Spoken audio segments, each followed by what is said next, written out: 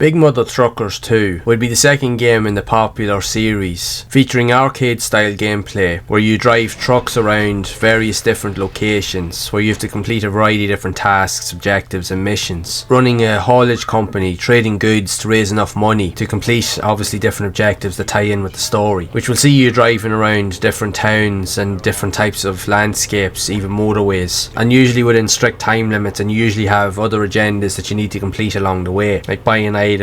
and goods, all with the aim to upgrade your trucks, all with the aim to complete all of the missions or side quests within the game, even upgrade your truck at different points. The game would release on the PlayStation 2, Xbox and even the Windows PC in 2005, and wouldn't change up the gameplay dynamics all that much compared to its predecessor, as it has a very similar gameplay style, but it just has its own individual story tied to it. But the gameplay is interesting. It does have a lot of unique humour and charm to it that will appeal to different type of players. But in saying that, the game did receive average reviews across all of the magazine articles that looked at it, stating it to be a novelty of a game with some really impressive graphics and even unique arcade style aesthetics that suited the experience, but just didn't add anything new that was seen in the original game or other games like it of the time. But if you like open world driving games but with trucks, there was no harm in having a look at this series, as it did add all of those elements but from a different perspective. But even in some cases, you aren't just driving trucks in this game, you have to even drive like smaller pickup trucks or SUVs to complete different types of missions as well, where you usually have time missions where you're following someone or tailing someone, where you have to get from point A to point B within a time limit in order to meet up with someone so that you can gain information about another job that's coming up. So there's a lot of different side quests in the game to keep it interesting, so that you're not just doing the same thing over and over again. While it does have some good ideas, it doesn't really present anything new in the grand scheme of things when you look at the majority or the boatload of games like this that were out at that time. Because make no mistake, this period in games was just crazy for the amount of influx of similar types of games that were flooding the market. There was tons of them out there, so you'd be hard pressed to find one that stood out. Now if you're familiar with the franchise or you're a fan, you would obviously go for all of the games or even the sequels, but if you weren't as familiar with them, you'd probably overlook them in favour of something else, which in many cases that's what usually happened. And for me, even growing up, there was just so many bloody games to play. Even now, as I'm recording this video, I have so many games here between like emulators, old consoles I have here, like hard drives with games. Like the amount of games that I have that I could play or even choose to play is just crazy. And I'm like thinking to myself a lot of the times, like I'll never be able to sit down and play a lot of these games, because not all of them are bad. Some of them are actually really good, but where I get time to play them, again, because I'm older, I have responsibilities, I work different jobs, I have different things going on in life, and it's just a case of